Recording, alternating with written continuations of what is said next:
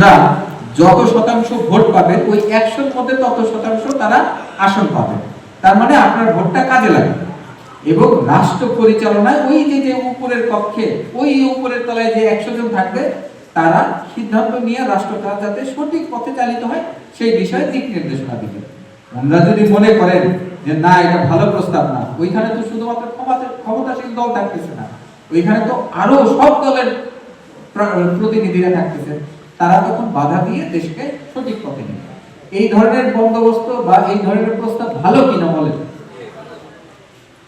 যদি ভালো হয় তাহলে পরে রাষ্ট্র বা সরকার বলতেছে তাহলে পরে হায়ের পক্ষে আপনারা ভোট দিবেন। হাটা দেখতে কি রকম জানেন কিনা? যারা করতে জানেন না তাদের জন্য হাটা হইছে এই রকমের একটা টিক চিহ্ন আছে, এই রকম বড় করে, ওই যে আপনাদের ব্যালট পেপারেও আছে টিক চিহ্ন, আর যেটা না বদক সেটা হচ্ছে এই রকমের ক্রস চিহ্ন। ঠিক আছে, আপনি যেটা ভালো মনে করেন সেটাতে ভোট দিবেন। আপনার যদি মনে হয় আমরা আমাদের বাচ্চারা রক্ত দিয়ে আমাদের এই পর্যায়ে আনার জন্য যে অবস্থা ছিল সেই অবস্থা ভবিষ্যতে আবার হবে, আবার হইতে পারে, এই রকম অবস্থা যদি ফিরাইতে না পারে তাহলে পরে আপনি না ভোট দিবেন। জানি যে আমাদের দেশে বেশ কিছু বড় বড় রাজনৈতিক দল আছে, তাদের আমার ভোটের মার্কা আছে, সেইখানে আমার যাকে খুশি আমি তাকে ভোট দিই।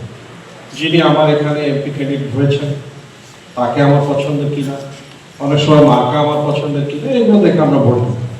এইগুলোতে আমাদের কোনো কথা নেই। এটা আপনি এই ভোটটা যাকে খুশি আপনি যাকে উপযুক্ত মনে করেন তাকেই দেবেন। আরেকটা ব্যালট এখানে থাকবে, ওটা রঙিন কাগজের। এই ব্যালটটা নিয়ে আমরা একটা কথা বলতে চাই। এইটা হলো গণভোটের ব্যালট, একই সাথে আপনি বলতে চেয়ে কিন্তু এই ভোটটা দেবেন।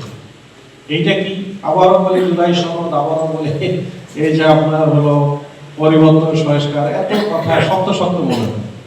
সহজ করে যদি বলি, আমরা দেখেন আমরা দেখি যে আমাদের দেশে 151টা সিট যদি পায় কোনো পলিটিক্যাল পার্টি, তারা সরকার গঠন করে, কিন্তু আর 149টা আরেকজন পেয়েছেন নাকি, তাকেও তো দেশে প্রায় অর্ধেক মানুষ ভোট দিয়েছে।